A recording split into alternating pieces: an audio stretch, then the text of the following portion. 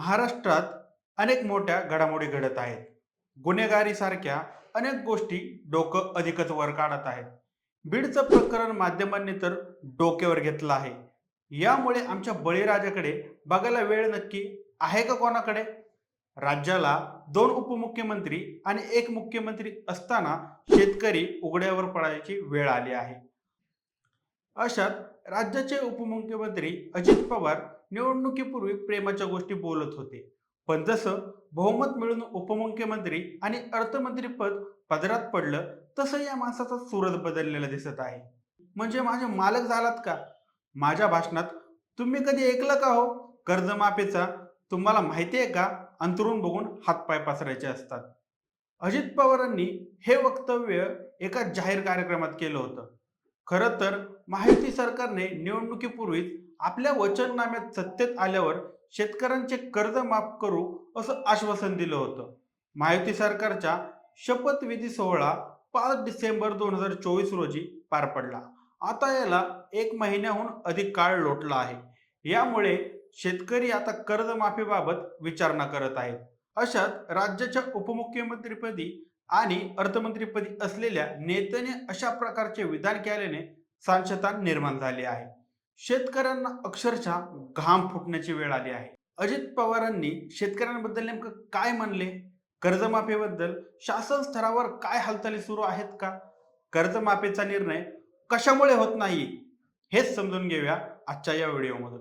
नमस्कार, मी सनी आणि तुम्ही पाहताय दैनिक राज्य लोकतंत्र. उपमुख्यमंत्री अजित पवार पुणे जिल्ह्यातील दौंड येथे एका जाहीर कार्यक्रमात बोलत होते. अजित पवार भाषण करत असताना एका शेतकऱ्यांना त्यांना कर्जमाफीबाबत विचारणा केली. यावर ते म्हणाले, माझ्या भाषणात तुम्ही कधी कर्जमाफीचं ऐकलं का? तुला माहिती आहे का की अंतरून बघूनच हातपाय पसरायचे असतात. राज्याचा गाडा आपल्याकडे आहे. आपण दोघे नंतर बसू, चर्चा करू.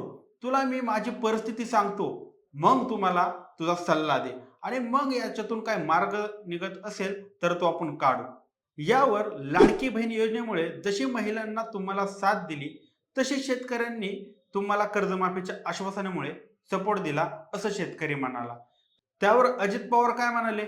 म्हणूनच आम्ही 3, 5, 7.5 HP क्षमतेच्या मोटारांची वीज बिलं माफ केली. काही काहींचे 3-3, 4-4 लाखापर्यंतची वीज बिलं होती. झिरो करून दिले, झिरो.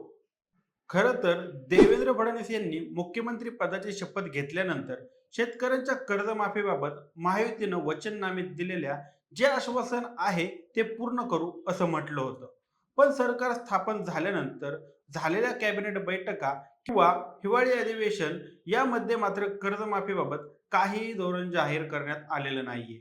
शेतकरी कर्जमाफीबाबत मुख्यमंत्री, उपमुख्यमंत्री यांच्या स्तरावर निर्णय घेतला जाईल, असं कृषी मंत्री माणिकराव कोकाटे यांनी काही दिवसांपूर्वी म्हटलं होतं. आता उपमुख्यमंत्री अजित पवारांचे कर्जमाफीबाबत हे वक्तव्य आलं आहे. त्यामुळे शेतकरी कर्जमाफी हा विषय सरकारच्या प्राधान्यक्रमात नसल्याचं दिसून येत आहे.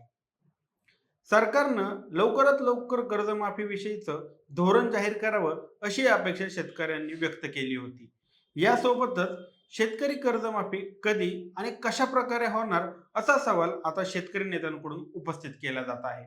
शेतकरी नेते बच्चू कडू यांनी कर्जमाफीबाबत म्हटले की सरकार नेमकं कोणत्या वर्षीचं कर्ज माफ करणार आहे आणि त्याची अंमलबजावणी कशी केली जाणार आहे ते मुख्यमंत्र्यांनी स्पष्ट करायला हवं. राष्ट्रवादी काँग्रेस शरदचंद्र पवार पक्षाच्या नेत्या सुप्रिया सुळे यांनीही कर्जमाफीबाबत भाष्य केलं आहे. सुप्रिया सुळे म्हणाल्या, सरसकट कर्जमाफी करू असा शब्द इलेक्शनमध्ये या सरकारने दिला होता. राज्यानं एवढा मोठा विश्वास त्यांच्यावर दाखवलाय, त्यांना एवढं मोठं मतदान दिले, तर सरकारनं शेतकऱ्यांना न्याय द्यावा. त्यामुळे आता मुख्यमंत्री देवेंद्र फडणवीस शेतकरी कर्जमाफीबाबत काय बोलतात हे पाहणं महत्वाचं ठरणार आहे. बीडच्या सरपंच खून प्रकरणामुळे महायुती सरकारवर प्रेशर तयार झालेला आहे. त्यावरून मोठं जातीय राजकारण देखील केलं जात आहे. पण सध्या तो जेवढा महत्वाचा मुद्दा आहे, तितकाच महत्वाचा मुद्दा शेतकऱ्यांचा देखील आहे. बळीराजाला जर उघड्यावर बसायची वेळ आली तर तुम्ही आणि आम्ही खाणार काय, हा मोठा प्रश्न उपस्थित होतो. बीड प्रकरणाला जेवढं महत्व दिलं जात आहे, तेवढंच महत्व शेतकऱ्यांच्या कर्जमाफीला देखील दिलं गेलं पाहिजे. निवडणुकीपूर्वी महायुतीमधील नेते ज्या सुरात मते मागत होती, त्याच सुरात आता शेतकऱ्यांच्या कर्जमाफीची घोषणा सरकारकडून करण्यात यावी अशी आशा सर्व शेतकरी बांधवांना आहे.